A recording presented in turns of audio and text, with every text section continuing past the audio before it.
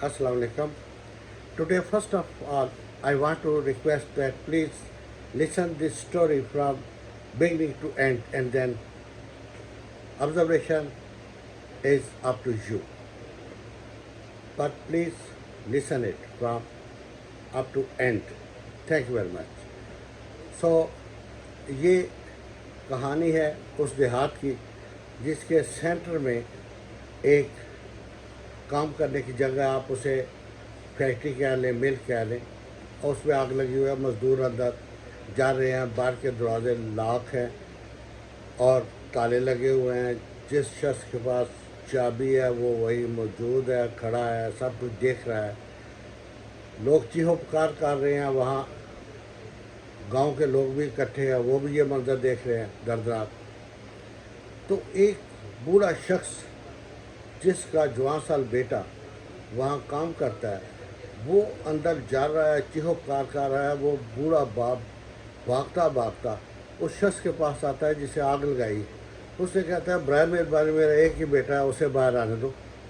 वो शख्स कहता है, ठीक है, तुम 1 करोड़ रुपये दे दो, उसे मैं बाहर ले आऊँगा, मैंने तो ये पैसों के लिए आग लगाई। अब बाबा बेचारा जिसका बेटा गरीब है, उसे 1 करोड़ कहाँ से देना है। वो भागता भागता पास खड़े मुहाफ़िज़ों के पास जाता है। ये मुहाफ़िज़ हैं जिनको उन गाँव वालों ने खुद पैसे जमा करके वर्दियाँ सलवा के दी होती है, असला खरीद के दिया होता है कि हमें तो बाहर के दुश्मनों से बचाना। तो मुहाफ़िज़ भी खड़े, वो जा कहता है कि आप सब कुछ देख रहे हैं, इनको रोके। तो वो मुहाफ़िज़ जो है वो उसको बाबे को इशारा करता है, कीप साइलेंट। अब बाबा भागता काजी के पास जाता है। काजी भी उधर खड़ा है, तराजू हाथ में लिए इंसाफ का। वो कहता है, काजी साहब आपके पास तो इंसाफ का तराजू है, आप ही कुछ कीजिए। आपने तो कहा था कि मैं इंसाफ का बोलबाला होगा, इधर कोई जुल्म नहीं होगा। तो आप सामने खड़े सब कुछ देख रहे हैं, तो please do something for me. मेरा बेटा अंदर जा रहा है, वो मारे, वो चीहो पुकार कर रहा है, और ये कहता है 1 करोड़ रुपये दो, मैं कहाँ से दूँ। काजी भी इशारा करता है, खामोश। अब वो सोचता है मैं किधर जाऊँ। वो भागता भागता सरदार के पास जाता है। उसे कहता है, सरदार, हमने तो सब कबीले वालों ने आपको चुना था इसीलिए कि आप हमें दूसरों के जुल्म सितम से बचाएंगे, और आप तो ये कहते थे कि मैं बड़ा ईमानदार हूँ, बड़ा असूल परस्त हूँ, तो मैं कभी डाकू चोरों को छोड़ता नहीं। तो आप भी इधर मौजूद हैं, आप भी देख रहे हैं, प्लीज़ मेरा बेटा अंदर जा रहा है, वो मर जाएगा बेचारा, मैं गरीब आदमी, उसको बचा ले। तो सरदार मुस्करा कहता है, खामोश, और इशारा करता है। जिधर सरदार इशारा करता है, बाबा उधर देखता है तो वहाँ मस्जिद होती है गांव की। बाबा भागता हो जाता है मस्जिद की तरफ कि अब तो बस अल्लाह ही बचा सकता है, इन लोगों ने तो साथ छोड़ दी। वो भागता भागता मस्जिद पहुँचते, बूढ़ा बाबा है, वो वहाँ सीढ़ियों के पास जाके हाँफता और गिर जाता है। गिरता है तो बेहोश हो जाता है। उसे थोड़ी देर बाद होश आता है। वो देखता है कि मुहाफ़िज़ पानी लिए खड़ा है। कहता है, बाबा जी पानी पी ले, आप इधर बेहोश हो गए थे, कोई खिदमत है तो बताए। बाबा पानी पीने से इनकार करता है। उधर देखता है फैक्ट्री जल चुकी है, बेटा उसका मर चुका है, राख हो चुका है। बाबा कहता है, मुझे पानी नहीं चाहिए, मुझे इंसाफ चाहिए। तो वो मुहाफ़िज़ चला जाता है। फिर काजी साहब गुजरते, हाथ में तराजू लिए इंसाफ का।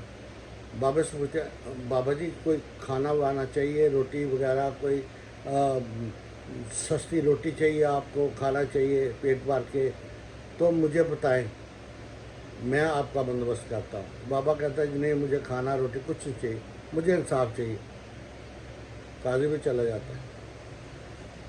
तो फिर वो हाथ उठा के अल्लाह से कहता है कि अल्लाह मियाँ, अब तो इंसाफ तेरे हाथ है, अब तो इंसाफ तूने करना है। तो अब ये सारी बात सुन के आप शायद समझ गए होंगे कि ये जगह कहाँ है इस दुनिया में, इस कुरैश पे, जहाँ पे इतना जुल्म होता है, टाइम गुजर जाता है, 7-7 8-8 साल, کوئی پوچھنے والا نہیں، تو کیا سب لوگ اس قابل ہیں کہ وہ قیامت کے روز اللہ کے حضور جا کے پیش ہو سکے؟